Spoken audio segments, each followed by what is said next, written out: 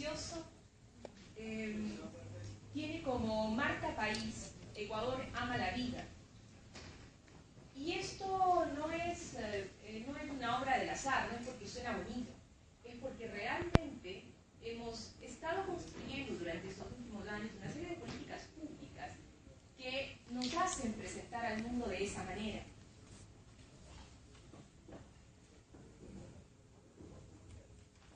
Respecto a las políticas públicas son todos aquellos, son el conjunto de actividades o de no actividades, es decir, también yo como Estado, cuando dejo de hacer algo, puede ser como parte de una política pública, pero también cuando lo hago. Y ahí es cuando aparece el Estado ejecutor, ese Estado que tiene que hacer, el Estado que administra. Él es encargado de hacer las políticas públicas. Y estas políticas públicas, normalmente, para los hacedores del poder político, deben estar orientadas a el mayor alcance y el mejor beneficio que puedan tener a los distintos grupos. Los estados como los nuestros, que no necesariamente y de forma lamentable, tenemos todos los recursos necesarios como para poder hacer todo lo que la sociedad necesita, porque a eso está orientada la política pública, a resolver las necesidades de la sociedad.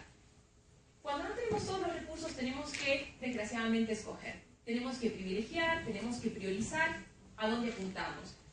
Y la respuesta normalmente está ahí, a lo que mayor impacto tenga y mejor beneficio tenga. Y entonces, como les decía, hacemos o no hacemos como Estado.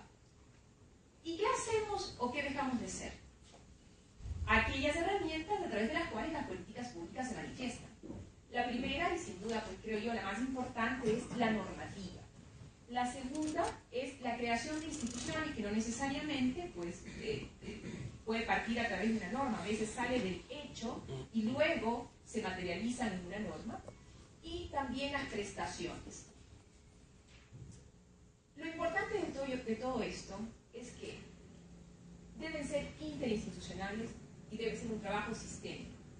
No solo con las instituciones del sector público.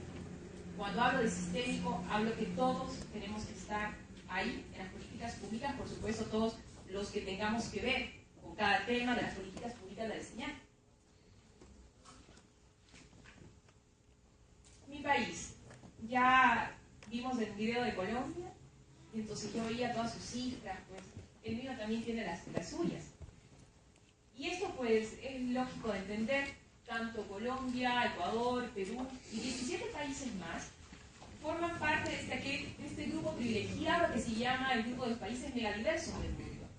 Este grupo de los países megadiversos que resultó de un estudio que hizo el PNUMA, que es el Programa de las Naciones Unidas para el Medio Ambiente, en el año 2000, determinó que 17 países en el mundo eran los poseedores del 70% de la biodiversidad del planeta. Imagínense la cantidad de biodiversidad que todos nosotros tenemos. En el caso de mi país contamos además con 14 pueblos de 17 nacionalidades indígenas y de otras comunidades locales. Cuando estamos hablando del tema que estamos tratando, que por cierto es un tema que merece mucho respeto, debe ser tratado con la mayor delicadeza y esfuerzo posible desde los que estamos de este lado y tenemos que tratar de construir algo para las comunidades indígenas y otras locales, y que normalmente nuestro egoísmo nos lleva a pensar que desde el escritorio podemos resolver la situación de otras personas que están en otras realidades. Tenemos que ser muy respetuosos, muy claros en que hay dos grandes escenarios. Primero, el escenario nacional, donde tenemos mucho que trabajar, y después el escenario internacional, porque tampoco podemos obviar que hoy por hoy vivimos en un mundo globalizado y que si no estamos insertos en ese mundo que tiene sus propias reglas y no somos capaces de armonizar ambos mundos, pues estaremos perdiendo por cualquiera de los lados. Y esa no es mi idea. Por tanto, lo primero que tenemos que preguntarnos cuando vamos a hacer una política pública es qué visión vamos a introducir, qué visión vamos a implementar. Para el caso que estamos tratando, queremos ser un Estado proteccionista de los conocimientos tradicionales y de los recursos genéticos de nuestro país, de la biodiversidad. Queremos ser un Estado más bien que tienda a promoverlos. Queremos ser un Estado Estado que los preserve, queremos ser un Estado que les dé valor. Algunos dicen que eso es mercantilizar, bueno, a estudiar cada caso, a ver cómo se trata. Queremos ser un Estado que incluya cada una de estas posibilidades y otras más para precisamente generar un equilibrio respecto a las políticas públicas, porque si nos ponemos solo a ser proteccionistas, ¿qué es lo que va a pasar respecto de las comunidades indígenas y otras locales y de nuestros propios recursos de la biodiversidad, que son patrimonio?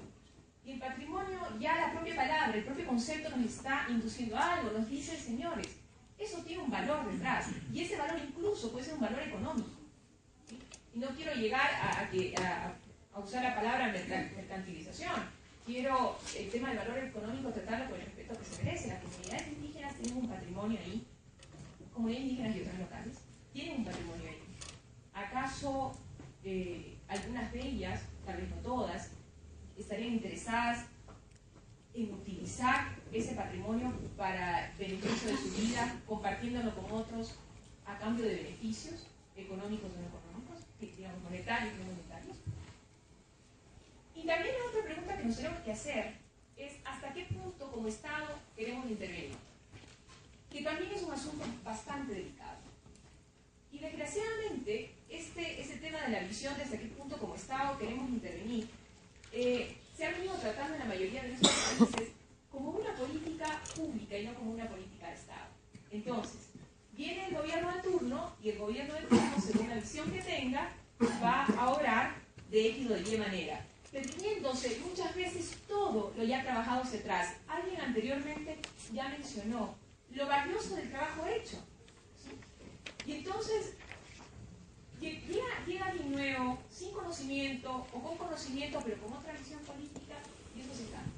Entonces, la intervención, no estoy hablando de la intervención como gobierno, estoy hablando de la intervención de Estado, que se supone que allá es donde tenemos que apuntar cuando somos países mega diversos y cuando somos países culturalmente ricos. Y entonces, estas tres herramientas de las políticas públicas de las que estábamos hablando antes tienen que estar perfectamente engranadas para que eso se pueda dar. En mayor medida con intervención del Estado, en menor medida, pero tienen que estar engranadas. ¿Cuál es la primera política pública que creo que es importante tratar? Son los aspectos conceptuales. A veces nos podemos pasar debatiendo meses y años completos sobre un concepto. Y muchos toman la posición de que mientras ese concepto no esté claro, no se tomen medidas al respecto porque no está claro el objeto. Y es bastante válido. Pero por otro lado, ¿qué pasa con esto de que la vida sigue? Los otros avanzan y nosotros estamos ahí todavía debatiendo en conceptos. Entonces es bastante importante que tomemos las riendas del tema conceptual y que entendamos que esto que debe ser una construcción en paralelo. Que por un lado podemos tener unos amplísimos debates respecto de los aspectos filosóficos, y por otro lado tenemos que aterrizar además, porque es la responsabilidad del Estado y de todos los que hacemos parte del Estado, aterrizar en aspectos concretos. ¿Sí? Es decir, bueno, vamos a ver, en Ecuador todavía se está debatiendo si son saberes ancestrales o conocimientos tradicionales. Todavía se está debatiendo y siempre está en la pregunta pública es las diferencias entre comunidades, comunas, nacionalidades. Y claro, son conceptos que de pronto alguien pone, lo puso en la norma, y cuando vamos a ver la norma, ¿y ahora qué significa esto? Y nos quedamos ahí. ¿Qué es lo que pasa con la Constitución en un país que la tenemos una norma? Entonces, se hace camino al andar en ambas cosas y ambas son importantes. Este es un trabajo de décadas y es un trabajo donde no solo uno tiene la palabra. Creo que lo que más va a quedar es que todas las instituciones deben participar. A saber si nivelar, poner niveles en las participaciones de esas instituciones. Por ejemplo, en mi país el Ministerio del Deporte tiene una norma, que es una norma de creación, y en esa norma se señala que el Ministerio de Deportes será el encargado de una vez al año organizar juegos ancestrales.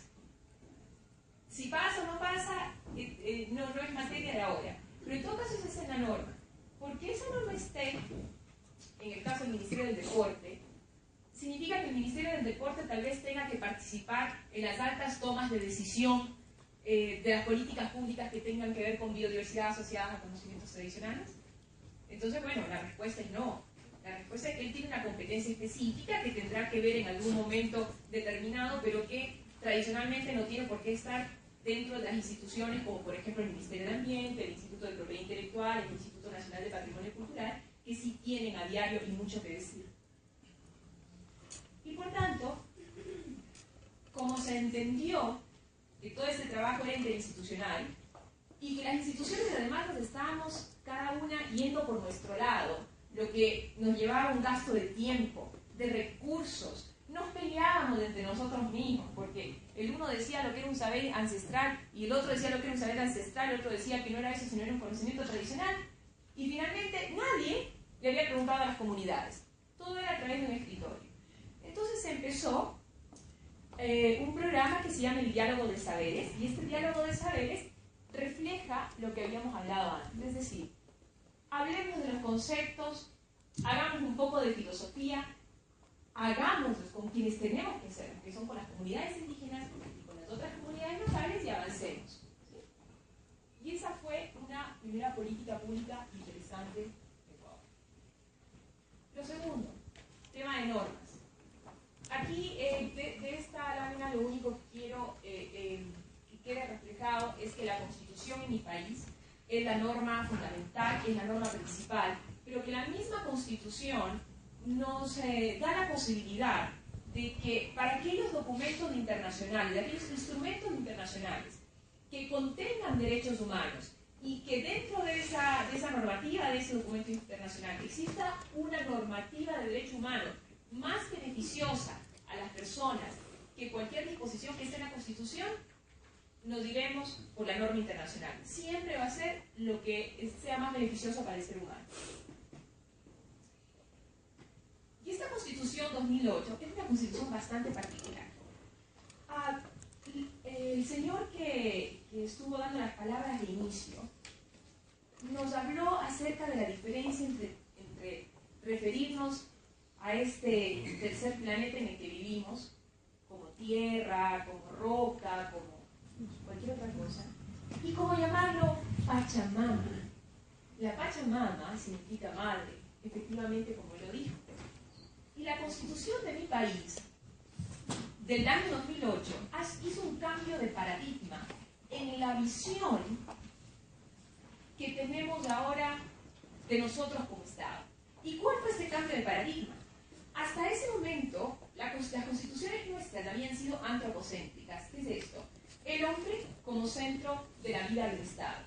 A partir de la Constitución 2008, nos volvemos un Estado biocéntrico. Es decir, ya no es el hombre, es la vida la que es el centro de las disposiciones del Estado, de las normas del Estado, del quehacer del Estado. Y cuando estamos en ese escenario, estamos cambiando sustancialmente cómo nos planteamos ante el mundo, ante nosotros, y cuáles son nuestras responsabilidades. Vamos a priorizar de otra manera. Esta Constitución nos presenta un concepto que se llama el summa causae. Y el summa causae está dispuesto a cualquiera que lea la Constitución del Estado ecuatoriano en 57 lugares de la Constitución, de principio a fin. ¿Qué es el summa causae?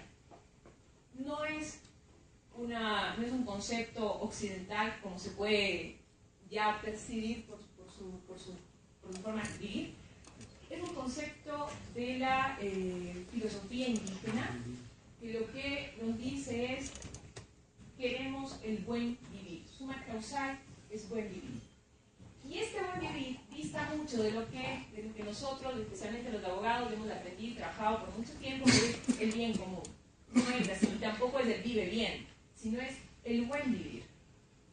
Y este buen vivir lo que implica es, el ser humano no está sobre la naturaleza. El ser humano es parte de la naturaleza. El ser humano nace en la naturaleza, vive en ella, se desarrolla en ella, crece en ella, muere en ella y se va. El hombre murió, la naturaleza sigue. La naturaleza es permanente. Y por tanto, a eso nos debemos enfocar. Y en consecuencia, el ser humano tiene una gran responsabilidad respecto de esa naturaleza, y es respetarla, y es todas las actividades que realice hacerlas en armonía con esa naturaleza, no por sobre ella, sino en armonía con ella. A partir de esa visión es que la Constitución incorpora un capítulo que es los derechos de la naturaleza. Alguien también ya dijo anteriormente, es muy distinto entender a la naturaleza como objeto que entenderla como sujeto. Y esto es el resultado de esta visión de veamos a la Pachamama y no a la roca. Para los que somos abogados, no es un concepto de fácil asimilación, más lo que tenemos la formación racional normativa. No es de fácil asimilación porque lo primero que nos preguntamos es cómo la naturaleza puede ser sujeto de un derecho. La naturaleza es objeto de un derecho, ha sido tradicionalmente objeto de un derecho, bueno, sí, pero hay que entenderla en un todo sistémico donde la vida es lo primero. También la Constitución, reconociéndonos un país rico culturalmente, nos declara en el artículo 1 un Estado plurinacional y multiétnico. Y eso nos lleva a que más adelante, en la misma Constitución, se le dé todo un capítulo a disposiciones sobre comunidades indígenas y otras locales. O sea, no es una mera declaratoria. Hay un capítulo específico destinado para ellos. Y no solo eso, sino que hay un capítulo específico destinado a la justicia indígena. O sea, en ese sentido la Constitución da dos aportes normativos concretos, además de la disposición general. Y también la Constitución nos habla de los derechos de propiedad intelectual. Claro que tienen que ver. Y la Constitución del Ecuador, además de reconocer a la propiedad intelectual de acuerdo a lo que diga la ley, la Constitución del Ecuador hace 3 referencias específicas a esta materia. Y la primera y la más importante es que señala en el artículo 322 que no se consideran derechos de propiedad intelectual, ni ningún otro derecho, mejor dicho, especialmente los de propiedad intelectual, a todos aquellos productos derivados o sintetizados de la biodiversidad nacional asociada, mejor dicho, de conocimientos tradicionales asociados a la biodiversidad nacional. Entonces, la verdad es que en el país, cuando sacamos la Constitución, enseguida, de otros países, especialmente a través del marco de la OMC, donde empezaron a preguntar, a ver, señor, haga el favor de explicarnos cómo esto no está en contra de los ARTIC. Y entonces, bueno, la respuesta nacional fue, señores, esto es muy sencillo. Cuando usted sintetiza un producto para conceder un derecho de propiedad intelectual, como por ejemplo una patente, se supone que una de las características que debe tener ese producto para poder ser patentado es que sea nuevo. Si estamos hablando de conocimientos tradicionales, dígame usted dónde está la novedad. Si no hay novedad, ergo, no le puede conceder un derecho de propiedad intelectual. Y entonces lo que hay que trabajar es en cómo hacemos para que el Ecuador se contacte con el mundo, específicamente con las oficinas de propiedad intelectual, para que las oficinas de propiedad intelectual de otros países se dignen a leer las bases de datos de los conocimientos tradicionales de nuestras comunidades indígenas y de otras locales, para que antes de conceder un derecho de exclusividad en el exterior, digan, a ver, ¿es nuevo o no es nuevo? ¿Por dónde andamos? Y ahí sí que otorguen el derecho.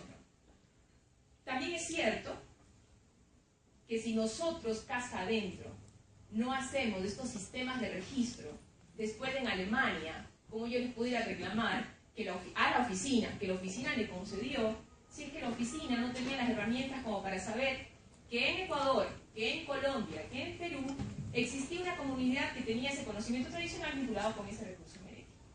Entonces, el trabajo también tenemos que hacerlo nosotros, porque no basta solo con reclamar y reclamar, hay que también obrar. Y lo otro es que En Ecuador, el Estado ha sido muy claro. Las comunidades indígenas son titulares de sus conocimientos tradicionales y de sus expresiones culturales tradicionales. Pero el Estado ecuatoriano es el titular, dueño soberano y declarado además un área estratégica constitucionalmente declarada para el país, la biodiversidad del Estado. O sea, eso es del Estado, la biodiversidad y los recursos genéticos para el Estado no son de las comunidades indígenas y otras locales y hay que trabajar en conjunto. Si alguien quiere acceder a un recurso de la naturaleza, tiene que hacerlo con el permiso del Estado, no de las comunidades indígenas, aun cuando estén en sus territorios. Si alguien quiere acceder a un conocimiento tradicional, tiene que hacerlo con el consentimiento previo informado de la comunidad indígena territorial.